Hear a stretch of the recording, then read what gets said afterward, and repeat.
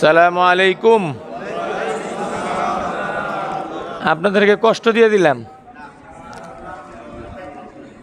এই যে আপনাদেরকে এই কষ্ট দেওয়ার জন্য আন্তরিকভাবে দুঃখিত। ওই যে একজন আলেম আসছে, ওনার মানে চাকরি নেয় আর কি, তো একটা চাকরির ব্যবস্থা করার চেষ্টা করলাম আর কি, এতটুকু। আমি তো আপনাদের জন্য আছি আলহামদুলিল্লাহ। আমিন আমিন। আপনারা দোয়া করবেন এটা, যে আল্লাহ পাক যেন আপনাদের ইমাম সাহেবকে মাফ করে দেয়, এই দোয়াটা করবেন সবসময়। আপনারা তো আল্লাহ মানুষ, এই যে কোরআন পড়তেছেন, সবচেয়ে দামি মানুষ আপনারা। ভাই, মাগনা পড়ানোর এটাও একটা যোগ্যতা লাগে।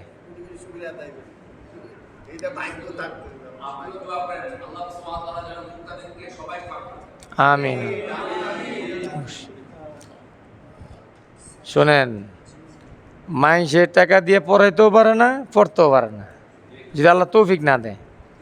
আর আল্লাহ তৌফিক দিলে বিনা পয়সা পড়াও যায়, পড়ানোও যায়, ঠিক না? বিনা পয়সা পড়ানোর এটা আবার আলাদা যোগ্যতা, এটা আবার সবাই পারে না। এত মহব্বত করে ধৈর্য দিয়া কন্টিনিউ, ঠিক না?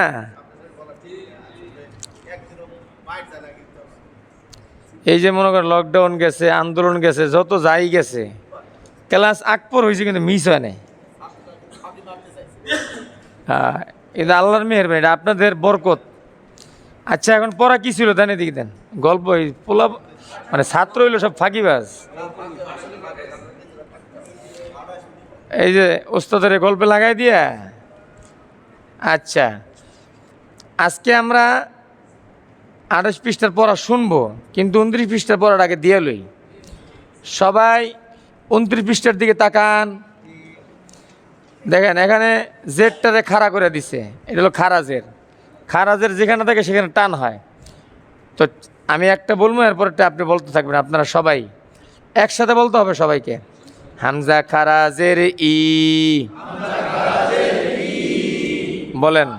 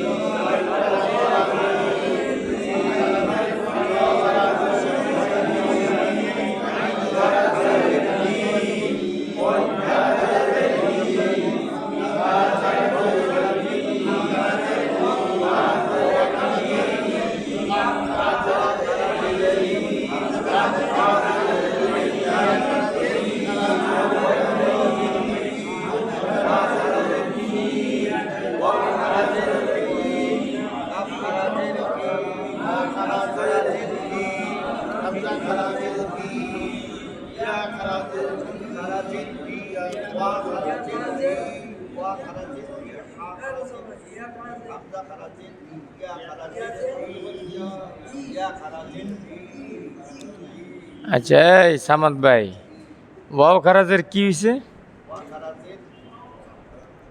উই, ঠোঁট থেকে ওয়াও খারাজের,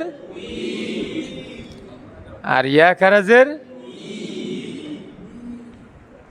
আচ্ছা, এবার নিচের দিকে তাকান। এখন দেখবেন মস্কো দেখে, মস্কো। মস্কো মানে হলো এখন এই খারাজের দিয়ে আপনাকে কিছু ওয়ার্ড বানায় দিবে আর কি। চলেন, হামজা খারাজের ই, লাম খারা জবর লা,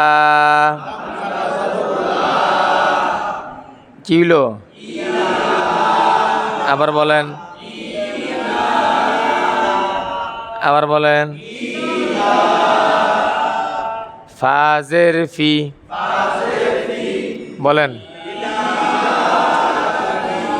আবার বলেন। এই আপনি বলেন। দেখছেন পড়া হয়েছে, আপনি বলেন। হ্যাঁ দেখছেন।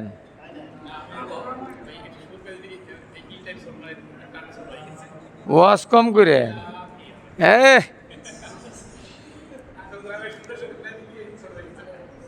এই যে এখানে হামজাও টান আছে, লামেও টান আছে, খেয়াল করেন। বলেন।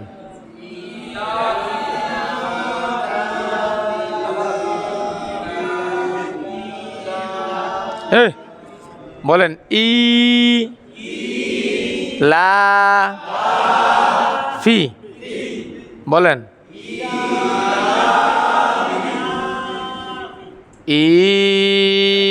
ইলাফি। দেখছেন একালিফ রে চারালিফ টানতে হয়, তাহলে পরে গিয়ে একালিফ টিকে।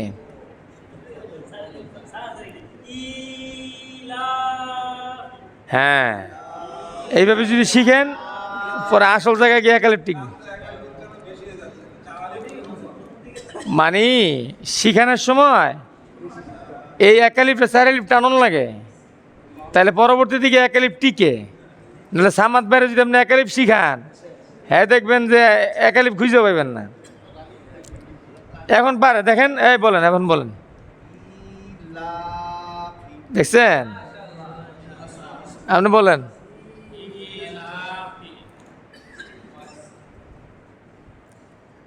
এই জন্য আপনারা এখন আপনাকে এখন সব জায়েজ, কিন্তু একালিফে 10 আলিফ টানবেন, অসুবিধা নেই।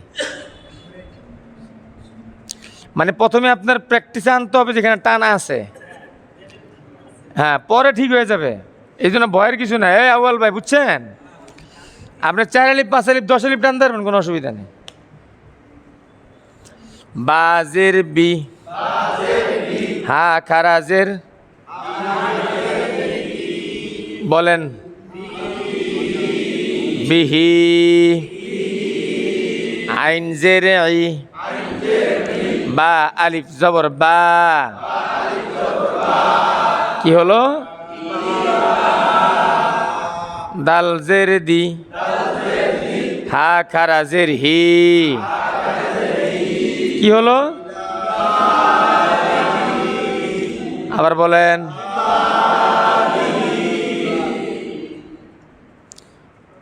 র পেশ রু, সিন পেশ সু। কি হলো? রুসু। লাম জের লি, রুসুলি। হা খারাজের হি, রুসুলিহি। আবার বলেন। এই সামাদ ভাই বলেন। দেখছেন রুসু টান আছে, তা আমরা তো বলছেন রুসুলিহি, বলতে হবে রুসুলিহি। বলতে থাকেন, 5 বার বলেন, বলতে থাকেন সবাই।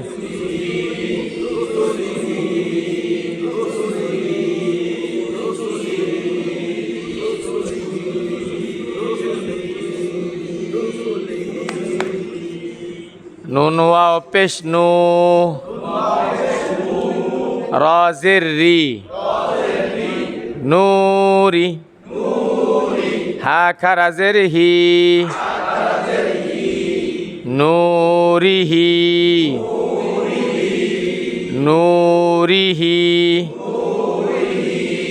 ওয়াও জবর ওয়া, কফ ইয়া জের কি।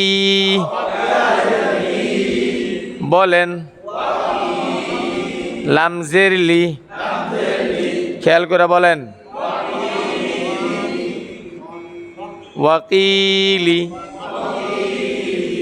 ওয়াকিলি। সবাই বলেন। যত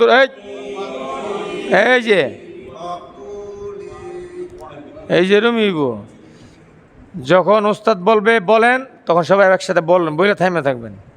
আবার বলতে বললে বলবেন। আর যে মাতবাড়ি করে আগে আগে বলবেন, এগুলো কিন্তু পিছিয়ে করে দেবেন, খবরদার। বলেন ওয়াকিলি।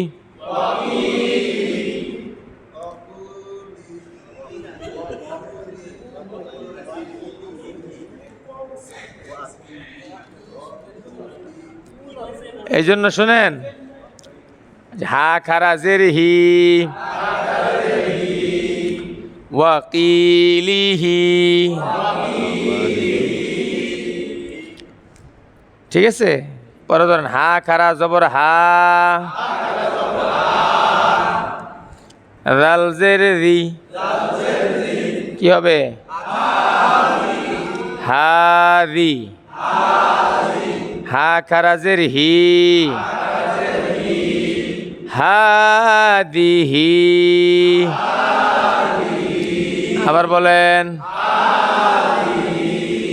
আবার বলেন, আবার বলেন। এই এই যে সব আসামি, আবার বলতে বলছি। এই যে বলার শুরু আর শেষ, এইটাও একটা ট্রেনিং কিন্তু। দেখবেন পরীক্ষকরা খাতা দেয়, দিয়ে 2 সাইডে মার্জিন দিয়ে দেয়। যে সমস্ত স্টুডেন্টরা মার্জিনের ভিতরে লেখে এদের মার্ক একরকম থাকে, আর যেগুলো লিখতে লিখতে মার্জিনের বাইরে জায়গা, দেখবো নাকি লেখে মার্জিনের বাইরে জায়গা, এদের মার্ক কমায় দেয়। আর না হলে 2-3 নম্বর কম পায়। বুঝে যায়, ডিসিপ্লিন বুঝে না। কথা কি বুঝতে পারছেন? আমরা তো কমাস কম কখন শুরু কখন শেষ এতটুকু তো মানতে পারি। এতে ওয়েট বাড়ে, ক্লাসের ওয়েট বেড়ে যায়। এই জন্য সবাই খেয়াল রাখতে হবে। বাজের বি, কাফ জবর কা, কি হইল? বিকা টান আছে, বিকা বিকা বিকা। লামজের লি, কি হলো? এই কা টান দিছে কি দেখছেন? এই হজরতে বিকালি, এখানে কোনো টান নাই। বিকালি বিকালি বিকালি। আবার বলেন, আবার বলেন, বিকালি বিকালি। মিম খারা জবর মা, বিকালিমা বিকালিমা। তাজের তি, বিকালিমাতি বিকালিমাতি।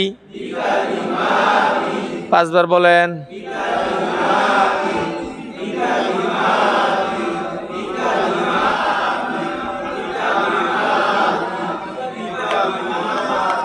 হা খারাজের হি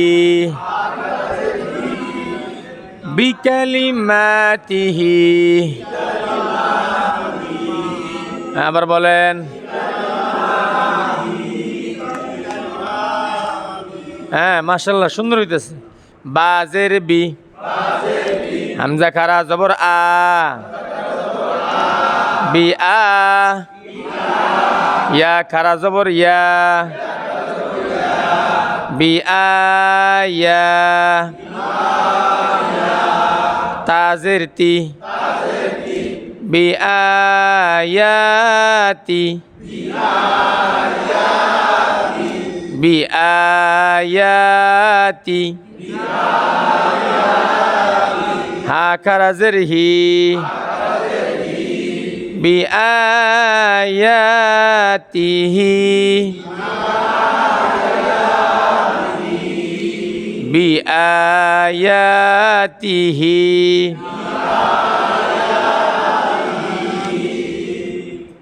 চোখটারে এমনভাবে শব্দের সাথে জমায় দিবেন যাতে করে আপনি চলতে ফিরতে আপনার চোখের সামনে যেন শব্দটা ভাসে। এই শব্দটা এরকম ছিল। বাজের বি, কাফজের কি, বিকি বিকি। তা আলিফ জবর তা, বিকিতা। বাজের বি, বিকিতাবি। হা খারাজের হি বিকিতাবিহি বিকিতাবিহি। বাজের বি, ইয়া জবর ইয়া, বিয়া বিয়া মিম ইয়াজের মি বিয়ামি বিয়ামি বিয়ামি নুনজের নি বিয়ামিনি হা কারাজের হি বিয়ামিনিহি বিয়ামিনিহি ফায়াজের ফি হা কারাজের হি ফিহি ফিহি এক দেশে একটা প্রজাদের আইন ছিল। প্রজারা একটা টাইম ছিল, ওই টাইমে তারা তাদের রাজ্যে বাদশা বানাইতো। কি বানাইতো বলেন? বাদশা বানাইতো। এই বাদশা 5 বছর রাজত্ব করত। এই 5 বছরে এই বাদশা যা বলবে সমস্ত প্রজারা তাই করবে, তাই শুনবে। এটা ওই দেশের আইন। কিন্তু 5 বছর পরে এই বাদশার এই দেশে রাজত্ব করতে পারবো না। তাহলে কি করব? এই বাদশারে বানবো, সবাই পায়ে বানবো, হাতে বানবো। বাইন্দা পায়ের মাঝখান দিয়ে আর হাতের মাঝখান দিয়ে বাঁশ ঢুকাইয়া তারে ওই রাজ্যে, যে রাজ্যে সে রাজত্ব করলো, ওই রাজ্যের পাশে একটা বিশাল জঙ্গল আছে। সেই জঙ্গলে হিংস্র প্রাণী দ্বারা ভরপুর। ওইটার মাঝখানে রেখে আস। তো ওইটার মাঝখানে রেখে আসলে কি বাঁচবে? মারা যাবে। এখন এই রাজ্যে এরকম হইতে হইতে এখন আর কেউ রাজা হইতে চায় না। 5 বছর রাজত্ব করে পরে হিয়াল কুত্তায় খাইবো আমারে, এমন রাজত্বের দরকার নেই। কথা কি বুঝছেন? কেউ এই রাজত্বের দায়ভার নিতে চায় না। এই জায়গার ইমাম সাহেব আসলে একজন ইমাম সাহেবকে তো আল্লাহ কোরআনের ইলম দিছে। বাইরের মানুষ যতই বুঝুক, কোরআনের কাছে জিরো। কথা কি বুঝতে পারছেন? আপনি হয়তো বুঝিয়া অনেক কিছু বলবেন, ইমাম সাহেব কিছু বলবে না, কিন্তু যখন এটা গুণ দিবেন, গুণ দিয়া দেখবেন এটা জিরো। সারা দুনিয়ার সমস্ত জ্ঞান কোরআনের সামনে কি? জিরো। এটা জোরে কন মিয়া। তাইলে না দিলে বসবে, আপনার কোরআনের আজমত বসবে। আর যদি মনে করেন কোরআন আল্লাহরা মিলাদ মুলাদ খায়া পেট চালায়, তাই তো বোকার স্বর্গে আমরা বাস করি। তো ইমাম সাহেব ঠিক আছে, রাজত্বটা আমার কাছে দেন। কথাটা খেয়াল করে শুনেন। রাজত্ব নিছে। রাজত্ব নিয়া উনি কি করছে? উনি করছে কি, ওই যে পাশে যে জঙ্গল আছে, সেই জঙ্গল পরিষ্কারের নির্দেশ দিছে। ইমাম সাহেবের বুদ্ধি। হ্যাঁ, প্রজারা করতেছে, গাছ গোছ একাকার করে কাইটটা মাইটটা জঙ্গল মঙ্গল যা আছে পরিষ্কার করে লেছে। একেবারে এখন বিশাল বড় এরিয়া হয়ে গেছে। জায়গা বিশেষ গাছ আবার রাখছে, মনে করেন রাস্তার পাশে, বাগানের পাশে। আর বাদশা বলল, এই এলাকায় যারা বসবাস করতে চায় তাদেরকে আমি নিজ খরচে, রাষ্ট্রীয় খরচে তাদের বাসা বাড়ি করে দেব। যারা যাইতে চাও নাম লেখাও। হাজার হাজার মানুষ নাম দিয়েছে। কিরে, বাদশা যদি ঘর বাড়ি করে দেয়, মার্কেট করে দেয়, দোকানদারি দিয়ে দেয়, তাহলে ওখানে যেতে সমস্যা আছে কোনো? 50 লাখ মানুষের বসত বাড়ি প্রজেক্ট করলো। কত লাখ? 50 লাখ। ওখানে আবার উনি আবার একটা সিটিও নির্মাণ করছে, যেখানে উনি থাকবে, মহল তৈরি করছে। এইভাবে সে 5 বছরে যে রাজ্যে সে রাজত্ব করতেছে, ওই রাজ্যের চাইতে কয়েকশো গুণ সুন্দর করে ওই রাজ্যটা তৈরি করছে। এখন যখন 5 বছরের মেয়াদ শেষ হয়েছে, বাদশারে কি বান্ধন লাগবো? ওই দেশের মানুষ এই দেশের 5 বছর মেয়াদ শেষ হওয়ার লগে লগে আইসে ইস্তেকবাল করে এই দেশে লয়ে গেছে। হ্যাঁ, কারণ এই যে রাজার মাথায় এই বুদ্ধি, জঙ্গল পরিষ্কার করে সিটি বানায় লাই, ওই রাজা বাইসে থাকলে আমাকে আরো বেশি লাভ আছে। আপনি থাকেন আমার কাছে। কি বুঝাইলাম এটা দিয়ে? আপনি যারা জানে দুনিয়ার পরবর্তী সময়ে একটা রাজত্ব আছে, এটা কারো জন্য জঙ্গল আর কারো জন্য রাজকীয় সিটি,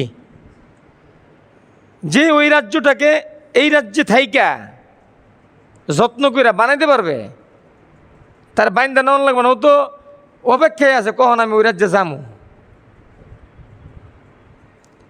তো সেই রাজ্যের যাত্রী কিন্তু আমরা, এই যারা আছে। ওই আগের বাদশাকের মতো যাক 5 বছর রাজত্ব করে লি, এরপরে জঙ্গলে বাঘে খাইলে খাইলো, রাজত্ব তো করছি, এরম যদি হয়তো করেন, এরপরে হিয়েল করতে চাপাই খাইবো, সমস্যা কি?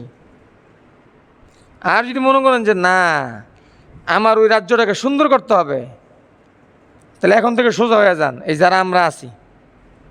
1 নম্বরে লেবাস ঠিক করেন, 2 নম্বর অন্তর ঠিক করেন, হালাল খান, হারাম থেকে বাঁচেন। আমি তো বিয়ের আগে তো আমার অত বুদ্ধিশুদ্ধি কম ছিল, বিয়ের পরে মনস্থ করলাম যে জীবন তো শুরু, আমাদের দ্বারা দুনিয়া হবে না, আখেরাত আমাদের ধরা দরকার। তো আখেরাত তো আল্লাহ দিতেছে।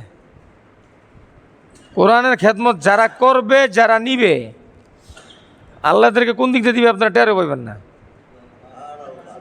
এই যে আমি আপনাকে পড়াইতেছি, আপনারা আমার কয় পয়সা দিচ্ছেন? 1 পয়সাও না, কিন্তু এটার বেনিফিট কিন্তু আমি পাই, এটা আপনারা জানান না।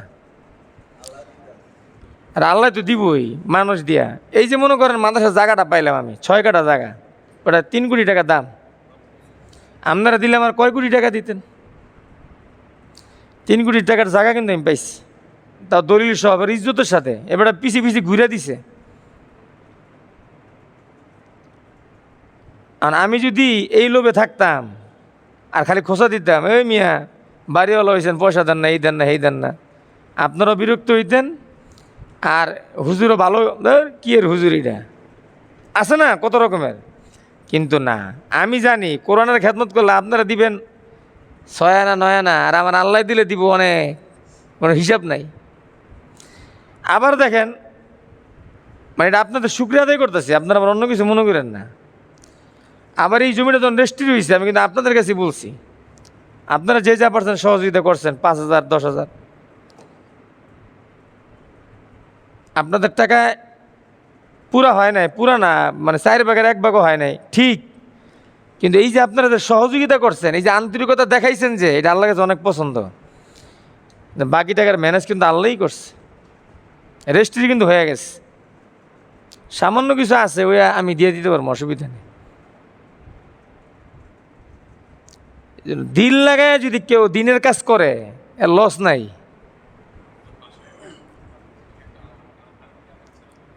দিবে, কথা কি বুঝতে পারছেন? দিল লাগায় যদি কেউ দিনের কাজ করে, তার কি নাই বলেন? লস নাই।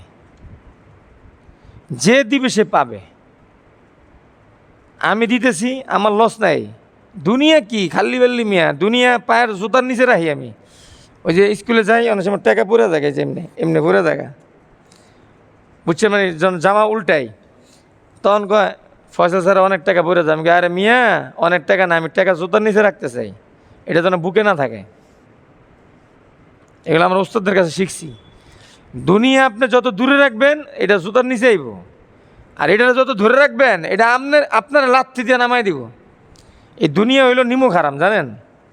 দুনিয়ার যদি আপনি না ছাড়েন, দুনিয়া আপনার ছেড়ে দিব একদিন আগে পরে। এই মিয়া, একজন লোক বলেন তো, কেডা দুনিয়া নিয়ে কবরে যেতে পারছে? পারছে? আপনিও পারবেন না। সাতার মাথার দুনিয়ার লেগে আমার নামাজ নষ্ট, আমার আখেরাত নষ্ট। আপনার মতন বোকা দুনিয়া থেকেও আসে নাকি মিয়া? আপনি বুঝেন না? এই যে নামাজ যে আমার মিস জানা, কিসের নেশায়? আখেরাতের নেশায়।